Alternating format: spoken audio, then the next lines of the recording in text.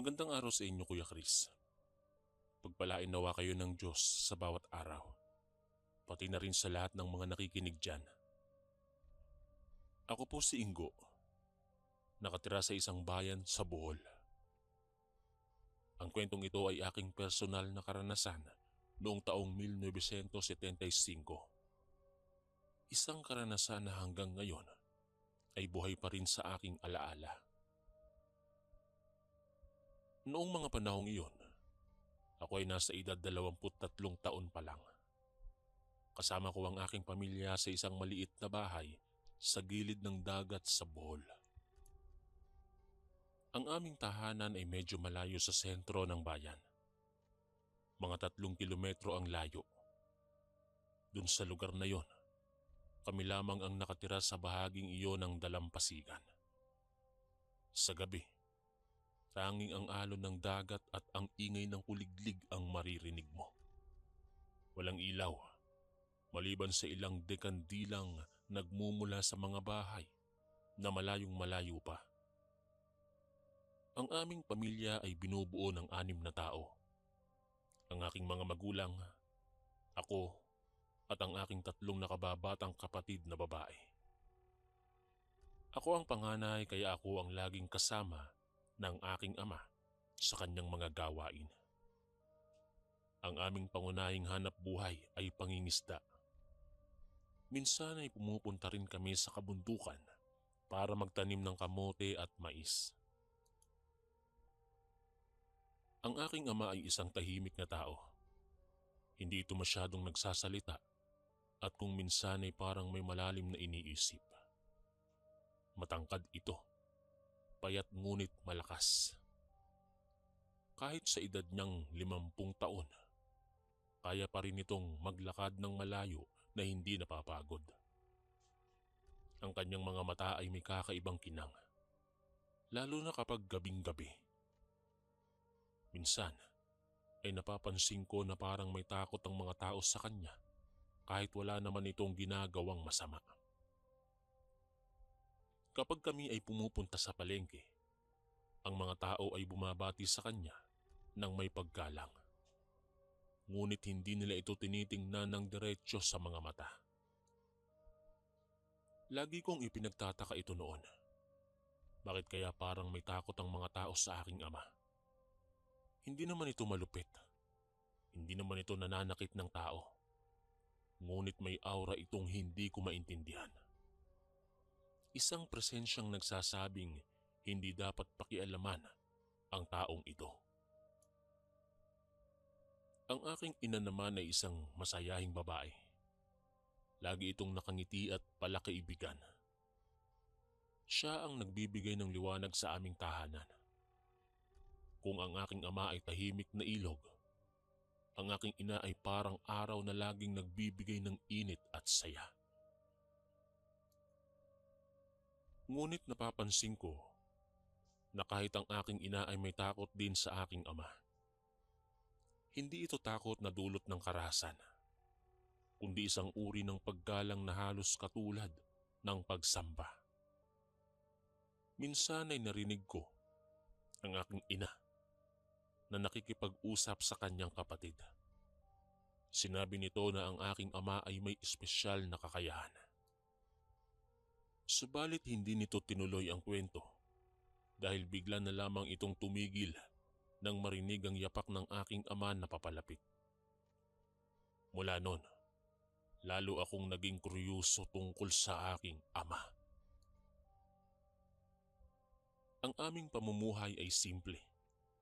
Umagang umaga, ako at ang aking ama ay lalabas na para mangisda. Gagamitin namin ang aming maliit na bangka na gawa sa kahoy. Dadalhin namin ang aming mga lambat at pambingwit. Ang dagat sa Bohol ay napakaganda. Ang tubig ay malinaw at makikita mo ang mga isda kahit nasa ilalim pa. Ngunit kahit gaano kaganda ang dagat, may mga lugar doon na hindi ko maintindihan. May mga bahagi ng dagat na kahit tanghaling tapat ay madilim pa rin ang tubig. Sinabi ng aking ama na wag akong lalapit doon dahil malalim yon at delikado. Subalit minsan, habang kami ay nangingisda, napansin ko na ang aking ama ay tumitingin sa mga lugar na yon nang may kakaibang ekspresyon sa muka. Para bang may alam ito na hindi nito ibinabahagi sa akin. Isang araw, habang kami ay nagbalik mula sa dagat, napadaan kami sa isang maliit na isla. Ang islang yun ay walang nakatira. Puno ito ng mga puno at mga bato. Sinabi ng aking ama na doon kami magpapahinga sandali. Bumaba kami ng bangka at naglakad papunta sa gitna ng islang yon. Doon ko napansin na may mga kakaibang markas sa mga puno. Parang mga guhit na ginawa ng mga kuko. Tinanong ko ang aking ama kung ano yon, ngunit hindi ito sumagot. Tumango lang ito at sinabi sa akin na balik na kami sa bangka. Sa paglalakad namin pabalik, napansin ko na ang aking ama ay patuloy na tumitingin sa likuran. Para bang may sinusubaybayan siya. Nakaramdam ako ng kaunting takot nun, ngunit hindi ko ito pinahalata. Ayaw kong isipin ng aking ama na ako ay mahina. Pagdating namin sa bahay, ang aking ina ay naghanda ng hapunan. Kumain kami ng tahimik. Ang aking mga kapatid ay masayang nag-uusap tungkol sa kanilang mga laro. Ngunit ako ay hindi makapagsalita. Ang aking isipan ay nasa mga nakita ko sa isla. Ano kaya ang mga markang yon? Bakit parang may takot ang aking ama? Pagkatapos ng hapunan, nagtungo ako sa aking higaan ngunit hindi ako makatulog. Nakatingin lang ako sa kisame. Nag-iisip. Sa labas, naririnig ko ang alon ng dagat at ang simoy ng hangin. Ngunit may narinig din akong iba. Parang may tumatawag sa malayo. Isang tinig na parang nag-aanyaya. Bumangon ako at tumingin sa bintana. Ang buwan ay bilog na bilog at napakaliwanag ng gabi.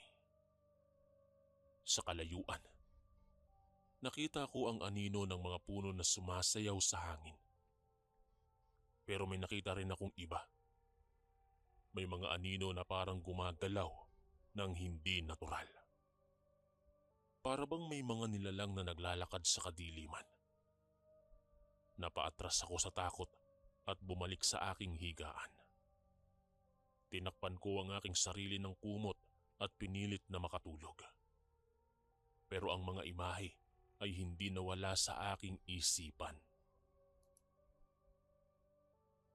Kinaumagahan, ang aking ama ay mas tahimik pa kaysa dati.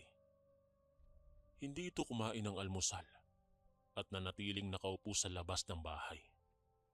Nakatingin siya sa dagat. Lumapit ako sa kanya at tinanong kung mayroon bang problema. Tumingin ito sa akin at ngumiti ng bahagya. Sinabi nitong wala. Pero alam kong may tinatago siya.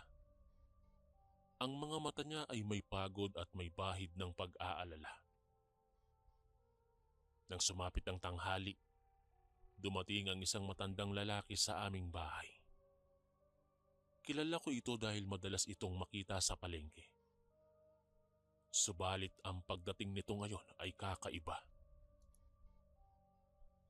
Yumuko ito sa aking ama nang may malalim na paggalang at nagsalita ng mahina. Hindi ko marinig ang kanilang pinag-uusapan dahil nasa loob ako ng bahay. Pero nakita ko sa bintana na ang mukha ng matandang lalaki ay puno ng takot. Pagkatapos ng ilang minuto, umalis ito ng mabilis. Hindi man lang lumingon pabalik. Nang gabi, ang aking ama ay nagsalita sa hapunan. Sinabi nito na may mga bagay na nagaganap sa bayan na hindi maganda. May mga nawawala umanong hayop at may mga tao na nakararanas ng mga kakaibang pangyayari. Sinabi nito na kailangan naming maging maingat at huwag nang lumabas pa kapag gabi na. Tumango kaming lahat, ngunit alam kong may mas malalim pang dahilan sa likod ng babala ng aking ama. Mula noon, ang aming buhay ay naging mas maingat. Bawat gabi, sinisiguro ng aking ama na nakasara ang lahat ng pintuan at bintana. Inilalagay din nito ang mga asin sa mga sulok ng bahay at sa harap ng pintuan. Tinanong ko siya kung bakit at sinabi nito na para sa proteksyon. Hindi ko pa rin maintindihan noon, ngunit sumunod ako sa lahat ng sinasabi ng aking ama. Isang gabi, mga 2 linggo matapos ang babala ng aking ama, naganap ang isang pangyayari na magpapabago sa aking pananaw sa mundo. Nasa higaan ako noon, sa aking higaan. Natutulog ako ng oras na yon, nang marinig ko ang isang malakas na kalabog sa labas. Nagising ako at nakita kong ang aking ama ay wala sa kanyang higaan. Bumangon ako at dahan-dahang lumapit sa pintuan. Binuksan ko ito ng bahagya at tumingin sa labas. Ang nakita ko ay hindi ko kailanman makakalimutan. Sa gitna ng aming bakuran, nakita ko ang aking ama na nakatayo. Ngunit ang kanyang anyo ay hindi na tulad ng dati. Ang kanyang katawan ay parang nag-ilaw. May kulay pulang aura na nakapalibot sa kanya. Ang kanyang mga mata ay nagniningning na parang apoy at ang kanyang mga daliri ay may mga matutulis na kuko na parang sa hayop. Nakasuot ito ng itim na kapa na nililipad-lipad pa ng hangin kahit wala namang simoy. Sa harapan nito ay may 3 nilalang na nakadapa sa lupa. Ang mga nilalang na ito ay may anyo ng tao, pero ang kanilang mga mukha ay kakaiba. Ang kanilang mga mata ay malaki at maitim.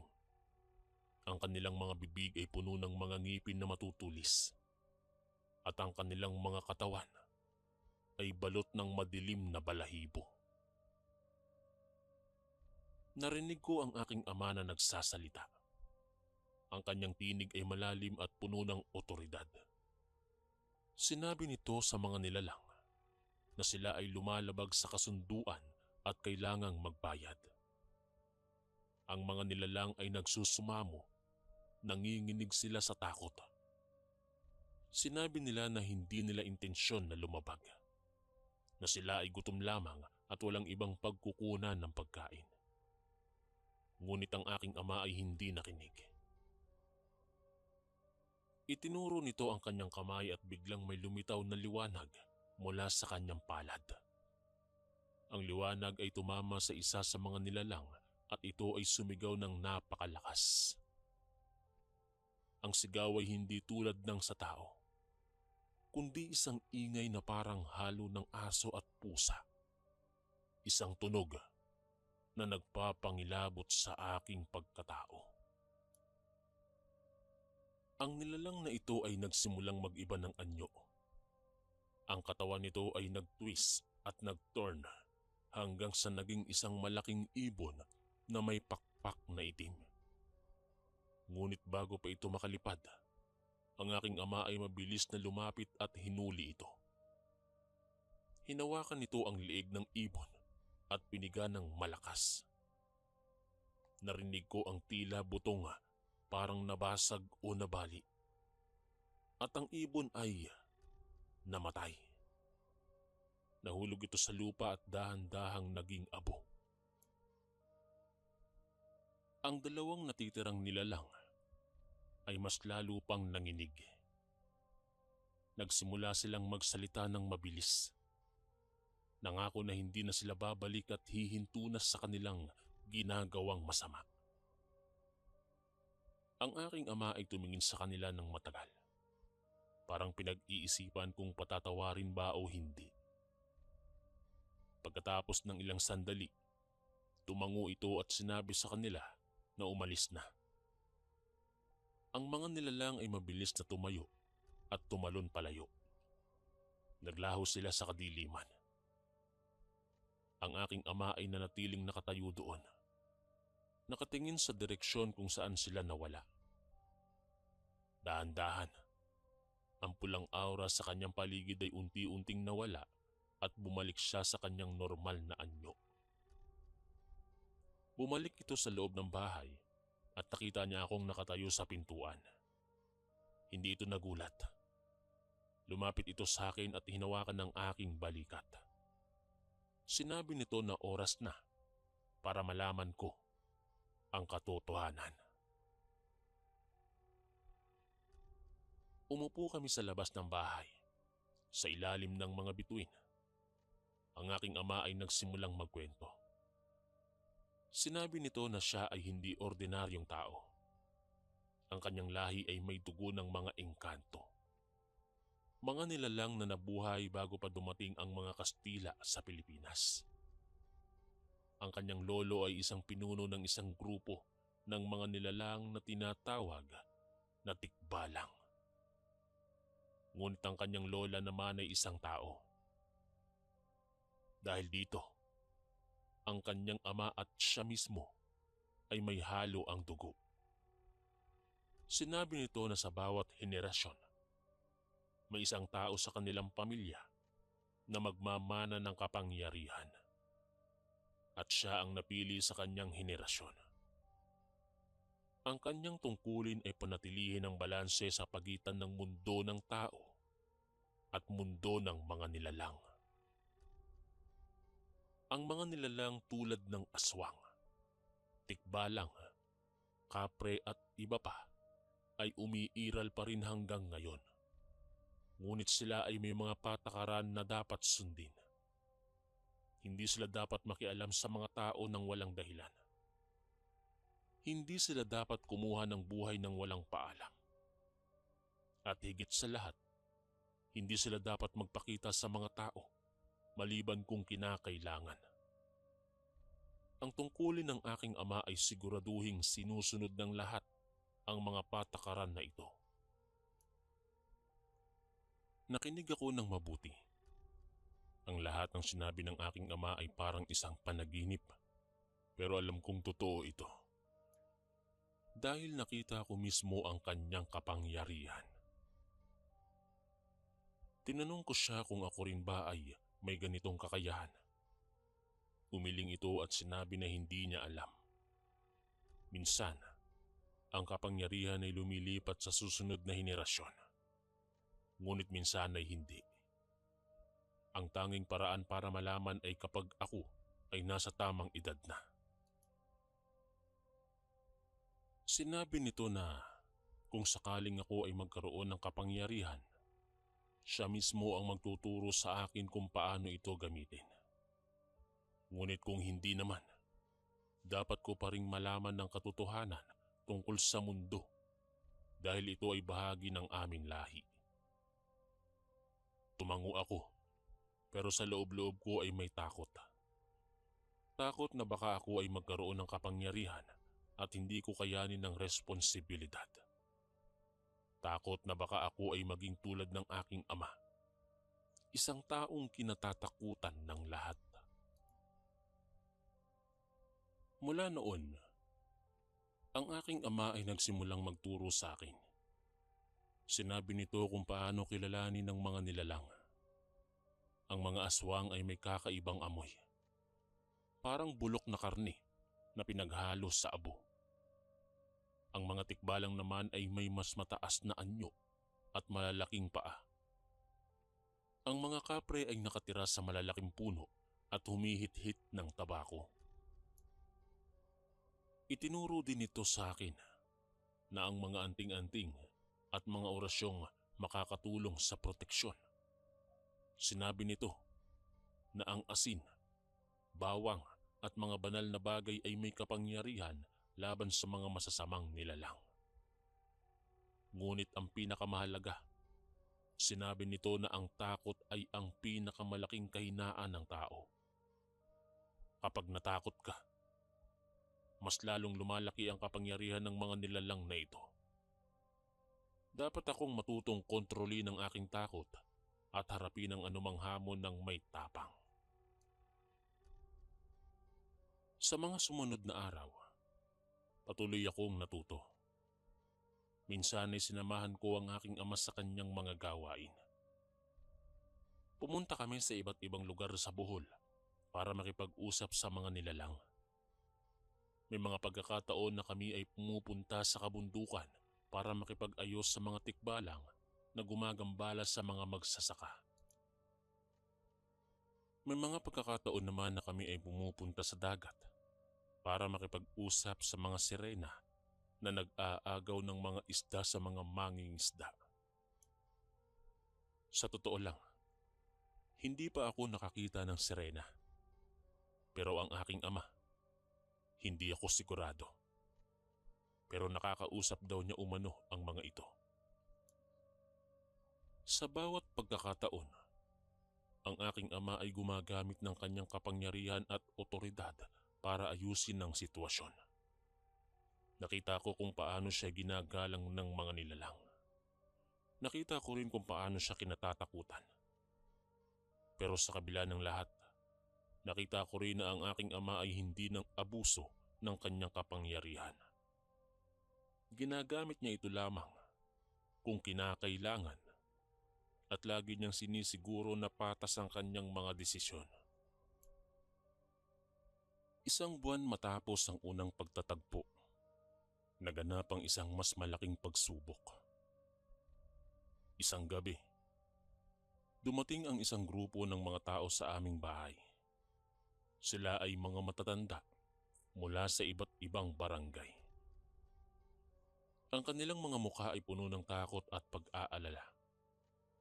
Sinabi nila sa aking ama na may isang malaking problema. May isang aswang daw na dumarating tuwing gabi sa kanilang mga barangay at kumukuha ng mga bata. Sa nakaraang 2 linggo, may 3 batang nawala na at hanggang ngayon ay hindi pa nahanap. Ang mga magulang ng mga batang ito ay desperado na at humihingi ng tulong. Nakinig ang aking ama ng mabuti. Tinanong nito ang mga detalye tungkol sa mga pangyayari. Kailan nagsimula? Anong oras nangyayari? May nakakita ba sa aswang? Ang mga tao ay sumagot ng isa-isa. Sinabi nila na nagsimula ito 2 linggo na ang nakararaan. Ang mga bata ay nawawala tuwing hating gabi sa pagitan ng 12:00 at hanggang 3:00 ng madaling araw. Walang nakakita sa aswang, subalit may mga nakarinig ng malalakas na hagibis ng malaking pakpak at may mga naaamoy na kakaibang samyo.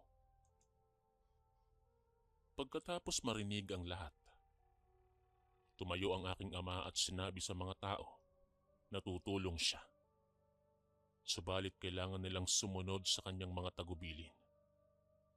Una, lahat ng pamilya na may mga bata ay dapat manatili sa loob ng kanilang mga bahay tuwing gabi.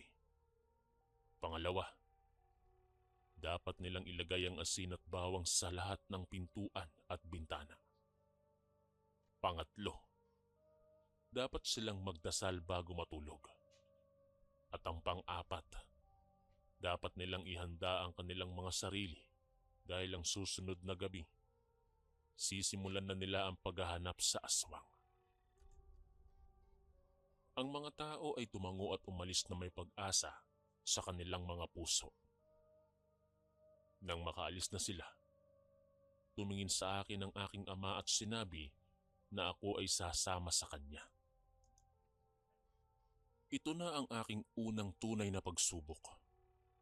Dapat kong ipakita na handa na ako at kaya kong harapin ang anumang panganib. Kinabukasan, naghanda kami. Kumuha ang aking ama ng mga anting-anting at mga banal na bagay. Naghanda rin ito ng mga sandata tulad ng mga kutsilyo at sibat na may mga nakaukit na mga sagradong simbolo. Itinuro nito sa akin kung paano gamitin ang mga ito at sinabi na dapat akong maging handa sa anumang mangyayari. Nang dumating ang gabi, nagtungo kami sa sentro ng bayan kung saan naghihintay na ang mga lalaki mula sa iba't ibang barangay. Mayroon silang mga sulo at mga sandata. Ang aking ama ay nagsalita sa kanila at ipinaliwanag ang plano. Hahatiin nila ang grupo sa 4. Bawat grupo ay magbabantay sa iba't ibang sulok ng bayan. Kapag may nakita silang kahina-hinala, dapat nilang patunugin ng kampana para mabalitaan ang iba. Ang aking ama at ako'y magiging parte ng isang grupo na magbabantay sa Hilaga, ang lugar kung saan madalas nangyayari ang mga pagkawala.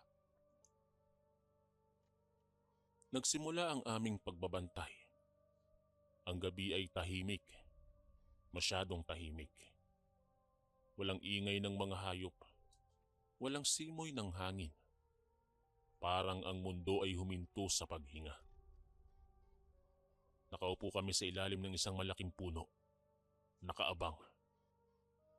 Ang mga kasama namin ay may mga sulo, pero ang aking ama ay nag-utos na patayin ang mga ito. Sinabi nito na ang liwanag ay magbibigay babala sa aswang at hindi nila ito mahuhuli. Kaya nanatili kaming lahat sa kadiliman. Ang tanging liwanag ay ang buwan na nasa kalangitan. Lumipas ang mga oras. Sumapit ang 12:00, 1:00, 2:00. Wala pa ring nangyayari. Nagsimula akong mag-alala na baka hindi dumating ang aswang ngayong gabi. Subalit nang sumapit ang 3:00 ng madaling araw, naramdaman ko ang pagbabago sa hangin. Biglang sumimoy ang isang malakas na hangin na may kasamang napakasama ng amoy. Ang amoy ay parang bulok na karne na pinaghalo sa dugo at abo. Napansin ko na ang aking ama ay tumayo at nakatingin sa kalangitan. Tumingin din ako at nakita ko ang isang malaking anino na lumilipad sa itaas. Ang anino ay malalaking pakpak at mahaba ang buntot. Ang aking ama ay tumawag sa mga kasama namin at sinabi na nandito na ang aswang. Maghanda ang lahat. Ang aswang ay bumaba sa isang bahay na malapit sa amin. Nakita namin itong pumasok sa bintana. Mabilis na lumapit ang aming grupo sa bahay. Ang aking ama ay nanguna. Pagdating namin sa bintana, nakita namin ang aswang na nakahilig sa isang bata na natutulog. Ang aswang ay may anyo ng isang matandang babae. Pero ang kanyang mga mata ay pulang-pula at ang kanyang dila ay mahaba at manipis. Ang aking ama ay sumigaw at ang aswang ay napatalon sa gulat. Tumingin ito sa amin at ang kanyang muka ay nag-iba. Ang balat nito ay nagsimulang mag-crack at lumabas ang tunay na anyo nito. Ang katawan nito ay naging malaki at balbon. Ang mga kamay nito ay naging mga paa ng manok na may matutulis na kuko. At ang mukha nito ay naging tulad ng sa aso na may malaking mga ngipin. Sumigaw ito ng malakas at lumipad palabas ng bintana. Hinabol namin ito. Tumakbo kami sa labas at nakita naming lumilipad ito patungo sa kagubatan. Ang aking ama ay sumunod at ako ay sumunod din sa kanya. Ang iba ay nanatili sa bahay para bantayan ang bata. Tumakbo kami sa kagubatan at sinusundan ng tunog ng pakpak ng aswang. Ang kagubatan ay madilim at puno ng mga punong kahoy. Ang mga sanga ay sumasalubong sa aming mga mukha at ang mga ugat ay sumasabit sa aming mga paa. Subalit hindi kami tumigil. Patuloy kaming tumakbo hanggang sa nakarating kami sa isang malawak na lugar sa gitna ng kagubatan. Doon namin nakita ang aswang na nakatayo, naghihintay sa amin. Sa likuran nito, may 3 bata na nakatali sa mga puno. Ang mga bata ay buhay pa, ngunit walang malay. Ang aswang ay ngumisi at nagsalita. Sinabi nito na kami ay walang karapatang manghimasok sa kanyang gawain. Sinabi nito na ang mga bata ay para sa kanyang pagkain at walang sino mang makapipigil sa kanya. Subalit ang aking ama ay hindi natakot. Lumapit ito sa aswang at nagsalita ng may buong tapang. Sinabi nito na ang aswang ay lumalabag sa kasunduan at dapat itong magbayad. Ang aswang naman ay tumawa at sinabi na wala itong pakialam sa kasunduan. Sinabi nito na ito ay mas malakas kaysa sa aking ama at walang sino man ang makapipigil sa kanya. Pagkatapos ay bigla itong umatake. Ang aswang ay mabilis, pero ang aking ama ay mas mabilis pa. Umiwas ito sa atake at hinawakan ng braso ng aswang. Biglang lumabas ang pulang aura mula sa katawan ng aking ama at ang aswang ay sumigaw sa sakit. Pilit nitong hinila ang kanyang braso, ngunit hindi ito makawala. Ang aking ama ay nagsalita ng isang orasyon at ang pulang aura ay lumalaki. Ang aswang ay nagsimulang manghina. Ang katawan nito ay nagsimulang manigas at ang mga pakpak nito ay nagsimulang mahulog. Sa isang sandali pa, ang aswang ay bumagsak sa lupa. Wala ng buhay. Matapos patayin ng aswang, lumapit ang aking ama sa mga bata at kinalagan sila. Ang mga bata ay unti-unting nagising at nagsimulang mag-iyakan. Binalik namin sila sa kanilang mga pamilya at ang lahat ay nagalak. Ang mga magulang ay nagpasalamat sa aking ama at nag-alok ng mga regalo. Ngunit tumanggi ito. Sinabi nito na ito ay bahagi lamang ng kanyang tungkulin. Umuwi kami sa aming bahay at ako ay napagod ng husto. Ngunit sa kabila nito, may naramdaman akong kakaiba. May naramdaman akong init sa aking katawan. Isang init na parang may bumubuhay sa loob ko. Tinanong ko ang aking ama kung ano ito at ngumiti naman siya. Sinabi nito na ito ay ang simula. Ang simula ng aking paggising sa aking tunay na kakayahan. Mula ng gabing yon, nagsimula akong makaramdam ng mga pagbabago sa aking katawan. Ang aking mga mata ay naging mas malinaw. Nakikita ko na ang mga bagay na dati ay hindi ko nakikita. Nakikita ko ang mga aura ng mga tao. Ang mga kulay na nakapaligid sa kanila na nagsasabi ng kanilang damdamin at intensyon. Ang aking pandinig ay naging mas matalas. Naririnig ko ang mga usapan kahit malayo pa. Naririnig ko ang mga yapak ng mga hayop sa kagubatan. At ang aking pang-amoy ay naging mas sensitibo. Naaamoy ko ang mga nilalang kahit wala pa sila sa paningin ko. Sinabi ng aking ama na ito ay normal. Ito ay ang unang yugto ng paggising ng aking kapangyarihan. Sa mga susunod umano na buwan, mas lalo pang lalaki ang aking kakayahan hanggang sa maabot ko ang aking buong potensyal. Nagsimula akong mag-ensayo. Bawat araw, ako at ang aking ama ay pumupunta sa isang liblib na lugar para magsanay. Itinuro nito sa akin kung paano kontrolin ang aking kapangyarihan. Sinabi nito na ang kapangyarihan ay parang tubig. Dapat itong daluyunin, hindi pilitin. Kapag pinilit mo ito ay magiging mapanganib at maaaring makasakit sa iyo o sa iba.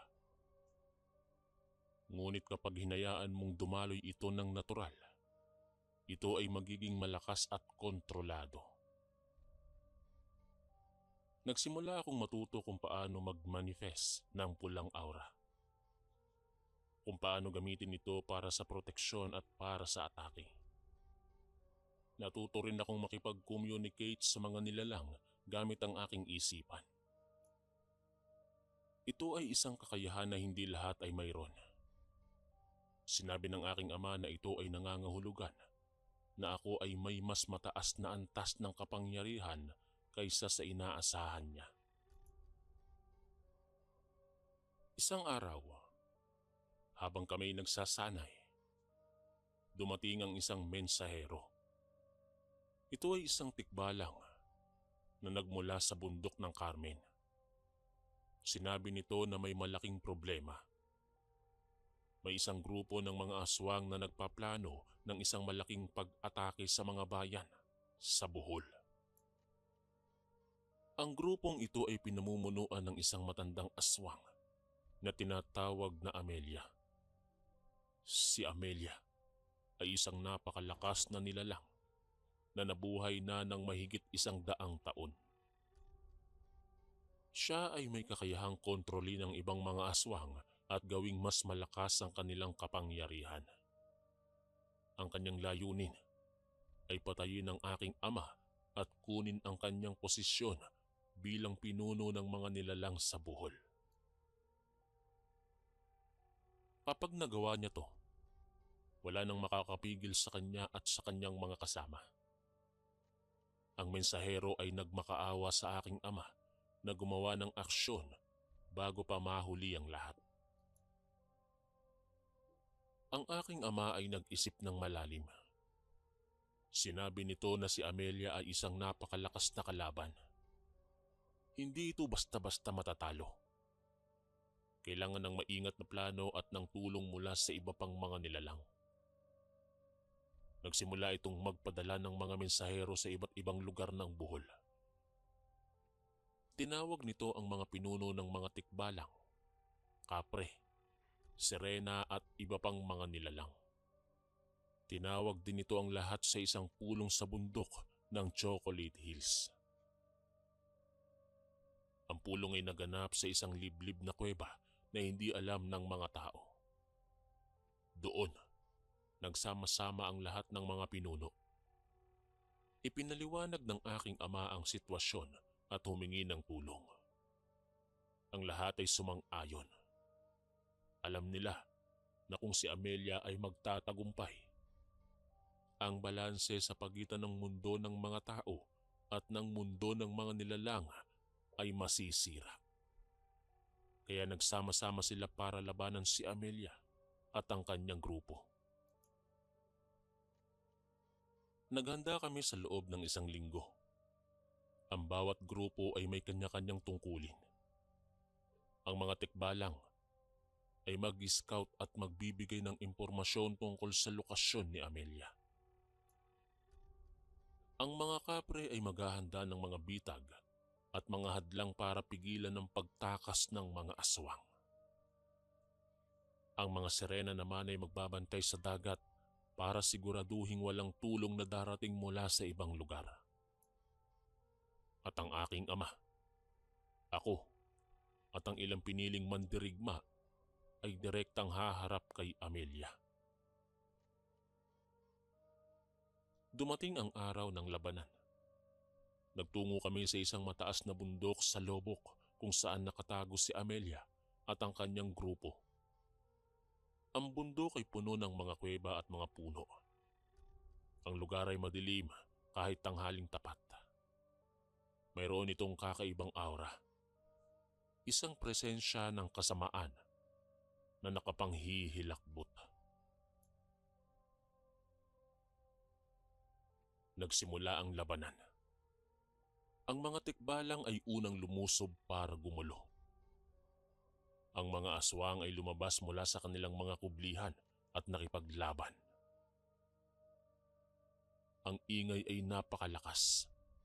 Ang mga sigaw, ang mga ungol, ang mga tunog ng mga katawan na nagbabanggaan. Ang aking ama at ako ay pumasok sa pinakamalalim na parte ng kuweba kung saan naroon si Amelia. At doon ay nakita nga namin siya. Isang matandang babae na may napakahabang buhok at mga mata na parang walang buhay. Ngumiti ito nang makita kami at nagsalita. Sinabi nito na matagal na niyang hinihintay ang araw na to. Sinabi nito na ang aking ama ay matagal na niyang gustong patayin dahil ito ang humahadlang sa kanyang mga plano. Ngunit ngayon, handa na ito. Handa na itong kunin ang lahat. Maya-maya pa, lumusob si Amelia. Ang kanyang bilis ay hindi kapani-paniwala. Halos hindi siya makita. Ang aking ama ay humarang at ang dalawa ay nagkasagupa. Ang kanilang mga kapangyarihan ay nagbanggaan at ang buong kuweba ay nayanig. Ang mga bato ay nagsimulang mahulog mula sa taas. Nakita kong nahihirapan ang aking ama. Si Amelia ay napakalakas. Mas malakas kaysa sa inaasahan niya. Kaya lumapit ako para tumulong. Ginamit ko ang aking pulang aura at itinuon ko ito kay Amelia. Ang aking kapangyarihan ay tumama sa kanya at ito ay napaurong. Tumingin ito sa akin at ngumisi. Sinabi nito na ako ay may potensyal. Ngunit hindi pa sapat. Lumusob ito sa akin at ako ay napahagis sa dingding. Naramdaman ko ang sakit sa aking katawan. Ngunit hindi ako sumuko. Tumayo ako at lumusob ulit sa kanya. Ang labanan ay tumagal ng mahabang oras. Ang aking ama at ako ay nagtulungan. Ginamit namin ang lahat ng aming kapangyarihan at kaalaman. Unti-unti, nagsimula kaming manalo. Si Amelia ay nagsimulang manghina. Ang kanyang mga atake ay hindi na gaanong mabilis at malakas. Hanggang sa isang sandali, nakakita ang aking ama ng pagkakataon. Lumusob ito at itinuon ang lahat ng kanyang kapangyarihan sa isang atake. Ang pulang aura ay lumaki at kumislap. Ang atake ay tumama ng direkta kay Amelia sa dibdib nito. At ito ay sumigaw ng napakalakas. Ang kanyang katawan ay nagsimulang mag-crack at biglang sumabog sa isang liwanag. Pagkatapos, wala na. Si Amelia ay nawala. Naglaho sa hangin. At ang labanan ay tapos na. Nanalo kami. Umuwi kaming pagod ngunit masaya. Ang balanse ay napanatili. Ang mga nilalang ay bumalik sa kanilang mga lugar at ang mga tao ay ligtas na. Ang aking ama ay tumingin sa akin at ngumiti. Sinabi nito na ako ay naging isang tunay na mandirigma. Sinabi pa nito na ako ay handa na para sa aking tungkulin. Mula noon, ako ay naging katuwang ng aking ama sa pagpapanatili ng balanse. Natuto akong magpasya ng batas. Natuto akong gamitin ang aking kapangyarihan ng responsable. Hanggang ngayon, patuloy kong ginagampanan ang aking tungkulin. Ang aking ama ay pumanaw na, ilang taon na ang nakararaan. Ngunit ang kanyang mga turo ay nananatili sa aking puso. At ako naman, mula sa buhol, ay patuloy na naglilingkod bilang tagapangalaga ng balanse sa pagitan ng dalawang mundo. Hanggang dito na lang po ang aking kwento, Kuya Chris. Maraming salamat po sa pagbabasa nito at sa lahat ng mga nakinig.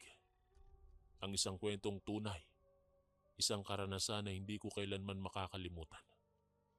Salamat po, hanggang sa muli. Lagi ka bang nangihina? Pakakulam o palipad hangin na yan. Ito ang mga signs. Una, mabilis kang mapagod kahit kakagising mo lang. Pangalawa, bigla kang lalamigin o nilalamig o pinagpapawisan kahit hindi naman mainit. Pangatlo, parang may gumagapang na lamig sa likod o dyan sa batok mo. Pang-apat, sumasakit ang ulo o tiyan pero normal naman ang check-up. At ang panglima, pakiramdam mo ay parang may kumukuha ng lakas mo araw-araw. Kaya marami sa amin ang kumuha ng Kaligon bracelet bilang personal na panangga.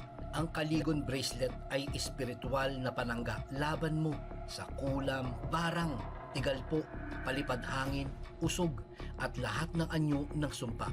Kasama na dito, kapatid, ang rebuelta o ang pagbabalik ng sumpa sa nagpadala nito. Kargado din ito ng mga Latin na dasal mula sa ating mga kaibigang manggagamot at antingero. Simple lang kasundo, isuot mo lang ito. Malaki ang tulong nito, lalong-lalo na kung madalas kang manghina. Nasa baba ang yellow basket. Kung hindi mo makita, isearch mo lang sa Lagbantay Kaligon Bracelet.